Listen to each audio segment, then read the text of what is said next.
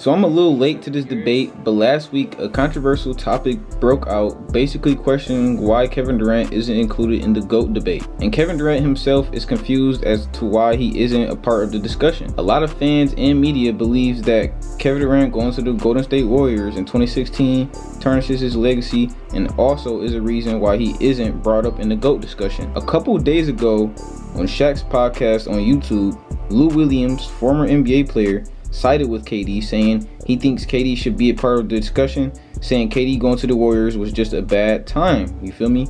And that we've never seen a player like KD before. Okay, we've seen KD, 7 foot, can score at, every level at a very high clip. Okay, Kevin Durant is very efficient, and we all know that the impact that KD has. Okay, KD isn't just a scorer, KD is an all-around basketball player. And Shaq had a different take on Kevin Durant. Shaq basically said that he thinks Kevin Durant has his own special category like himself. He believes that Kevin Durant is just like one of the best players in this era, but he doesn't believe that Kevin Durant is a GOAT. Okay, I think Shaq has a good point there. Okay, we all know that Shaq isn't ever brought up in the GOAT debate because he isn't a GOAT. Okay, but we all know that Shaq is like one of the most dominant players to ever play the game, and Shaq has his own category, and Shaq does get a lot of respect from the NBA community, you feel me? And I think the same way about KD. I just think KD don't get enough respect. That's all. KD's former teammate Draymond Green spoke his opinion on it on his podcast, saying, "I'm not going to be like KD's championships aren't real. Stop it.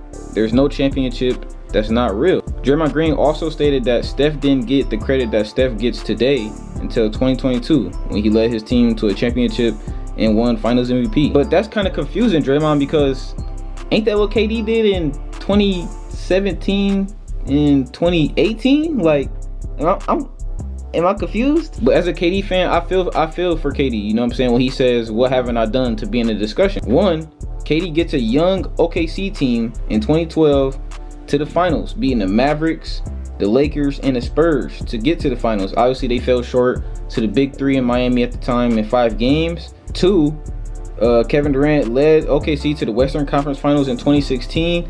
Obviously, they end up blowing the 3-1 lead to the Golden State Warriors. I ain't gonna lie, on that, after they did that, I was crying, bro. I was young, but I was watching that game, and I wanted the OKC team to win so bad. And when I seen them blow that 3-1 lead, I ain't gonna lie, I went to my room crying, bro. I swear to God, I went to my room crying.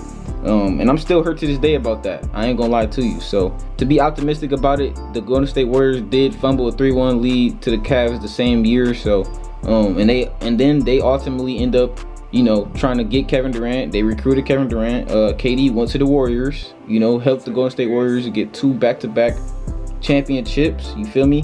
And he got 2 back-to-back Finals MVPs in both of the years, showing that he was the best player on the Golden State Warriors at the time. Okay, I don't even think that's even a debate no more. Even Curry, all the players on the team at the time even said it. Like, yeah, KD was the best player on them teams. Like, that's why we got KD. We got KD so he can bail us out, pretty much. You know what I'm saying? They needed KD against them Cavalier teams. I'm just gonna say it. They only beat LeBron and them in 2015 because Kyrie was down with an injury. You feel me? But they needed KD to beat LeBron. I'm just gonna be honest. 4, he gets injured in 2019 against the Raptors, and Kawhi Leonard and the Raptors end up winning it all that year. Then 5, he made a risky decision in 2019, signing with the Brooklyn Nets, signing a 4-year deal with Brooklyn, teaming up with Kyrie Irving. And the first they got was the second round against Giannis, where they lost to KD, foot being on the line on the 3-point. Man, we all know about that shot, man. That's probably one of the craziest, clutchest shots Kevin Durant has ever shot and made, man. But his foot was on the line, making it a 2-pointer instead of a 3, losing them the game, losing them the series ultimately. Then he was traded to the Suns, and in his first year, they was beat by the Nuggets in the playoffs. Very disappointing. But at the end of the day, it was their first season together. Didn't have a lot of time to mesh. So a lot of NBA fans didn't really expect the Suns to, make it far, and the Nuggets ended up winning the championship that year. So at least they lost to the champions. And now this year with the Suns, they went all in to build the big 3 of Bradley Beal, Kevin Durant, and Devin Booker. So yeah, man, this got to be the year for KD. You know what I'm saying? They went all in on this big 3, and with the new NBA and with the NBA's new rules, you feel me?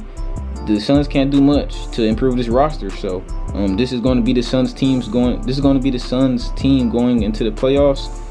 So I mean, at this point, the big three just got to play good. The big three got to show up. And I honestly think if this big three shows up offensively, they can beat any team in the playoffs in 7 games. I'm just going to be honest with you. If KD, Booker, and Bradley Beal is showing up offensively for the Phoenix Suns, this team should be good. As long as the defense isn't mediocre, okay? We know that this team at times has bad defense. So as long as they can pick up the defense. I know they got Frank Vogel, who's a defensive-minded coach. Nurkic, hopefully can hold it down low. We gonna see, man. I don't know, but they don't got a lot of defense. That's the only scary part about the Suns is the defensive side of the ball. But offensively, they can take out any team in the playoffs. You guys let me know down below in the comments if you think Kevin Durant should be a GOAT. I honestly think he's a GOAT, especially of this generation. You feel me? I feel like he's a GOAT of this generation.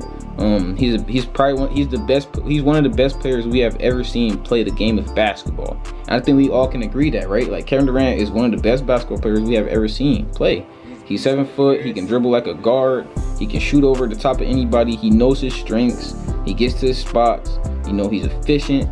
And he's a professional basketball player. He's consistent. I don't think he's ever averaged under 20. Like, he's a pure bucket. He gets buckets in his sleep. Like, Kevin Durant, bro. Like, Kevin Durant has a big stain on the NBA. Like, he has a big mark on the NBA. He's brought the NBA a lot of money. You know what I'm saying? And I just honestly think he's a GOAT. I don't think he's the GOAT, but I do believe that Kevin Durant is a GOAT.